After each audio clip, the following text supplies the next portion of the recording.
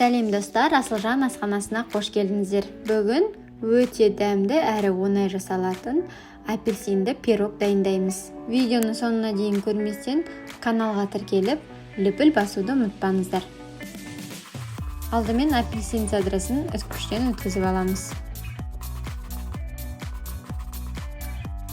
Содан соң апельсинді қалыңдығы 1-2 см болатындай жұқалап тураймыз.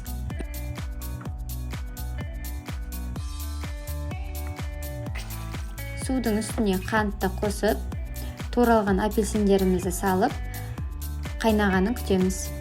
Бұны біз апельсиннің жұмсаруы және де апельсиннің қабығы ащы дәм шығармасы үшін жасаймыз. Қайнай бастаған кезде оттан бірден алып тастаймыз. Енді апельсиндерімізді шырыннан алып тастаймыз. Шырынын тағы да 5 минут от тастаймыз. Жұмыртқа мен қантты массамыз 2 есе ұлғайғанша миксердің көмегімен араластырамыз.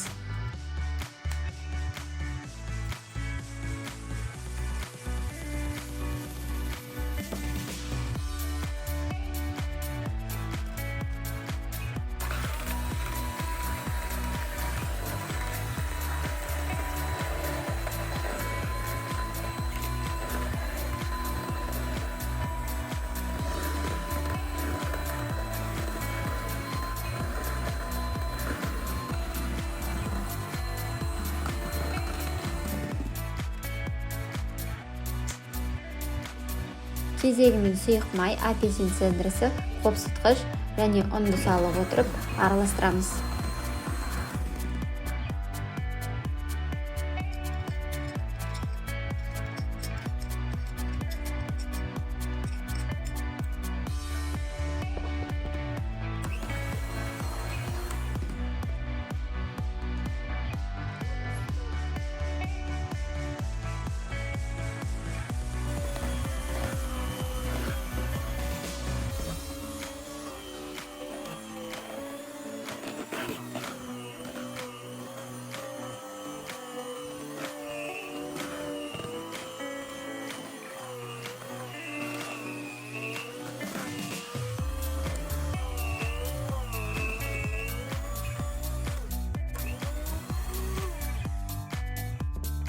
Формаға пергамент қағазын төсеп, үстіне апельсиндерді жайғастырамыз.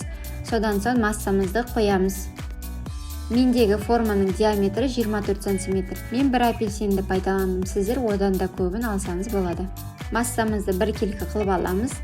180 градус қызып тұрған пешке дайын болғанша 20-25 минутқа жібереміз.